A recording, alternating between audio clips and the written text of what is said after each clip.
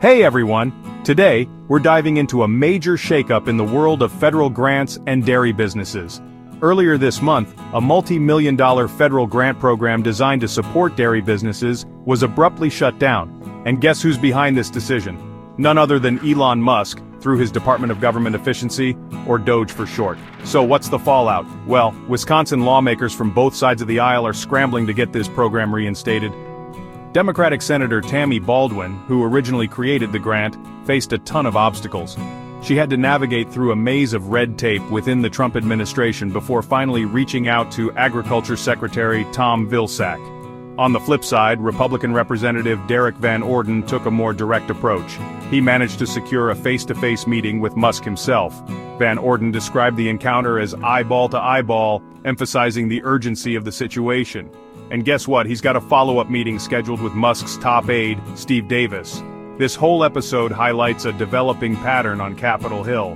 Republican lawmakers seem to have greater access and success when it comes to persuading the White House to reverse cuts to federal programs. Democrats, on the other hand, are finding it much tougher to gain traction. Take House Appropriations Chair Tom Cole, for example.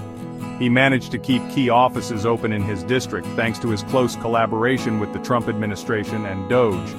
But it's not all rosy for Democrats. Representative Stephen Horsford from Nevada expressed his frustration over the lack of communication regarding cuts to a Social Security Services location in his district. He said, "My constituents deserve the same treatment that Reverend Coles are receiving, but that's not happening. This disparity is putting millions of constituents represented by Democrats at a disadvantage." As lawmakers try to lobby the administration to restore funding for vital programs, it's clear that Republicans have been more effective. Often they leverage personal connections to the upper echelons of the administration. Democratic lawmakers, however, are finding it increasingly challenging to obtain information or access decision-makers. Senate Intelligence Chair Mark Warner even said, "It's hard to get answers." Connecticut Senator Chris Murphy added that the current environment seems to favor Republicans. Some Republican lawmakers have reported successful efforts in advocating for reversals of cuts.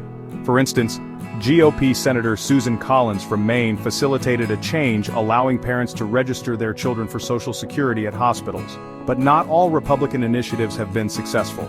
Republicans have increasingly engaged directly with Musk. House Speaker Mike Johnson mentioned frequent communication with the tech mogul. Reports even indicate that Musk has provided his personal cell phone number to Republican senators, making communication even more direct. For Democrats, the challenge lies in gaining visibility in a system that prioritizes personal relationships and back-channel communications. Representative Jamie Raskin of Maryland voiced a desire for greater access. He said, "If the Republicans have a back channel to DOGE operators who have control over people's destinies and livelihoods, I would love to get the number from them." Democrats are now resorting to public pressure campaigns, including protests, press conferences, and letters demanding transparency. While some efforts have yielded results like reversing a funding freeze on agriculture scholarships for historically black colleges and universities, the overall response has been muted. So what does this all mean for millions of Americans relying on federal support? It raises significant concerns about the equitable treatment of constituents across party lines. As discussions continue about how to streamline federal programs and implement cuts, it'll be interesting to see how lawmakers navigate these challenges. Stay tuned as we keep an eye on this evolving story and its implications for federal funding and government efficiency. Thanks for watching, and I'll catch you in the next one. Like, comment, subscribe.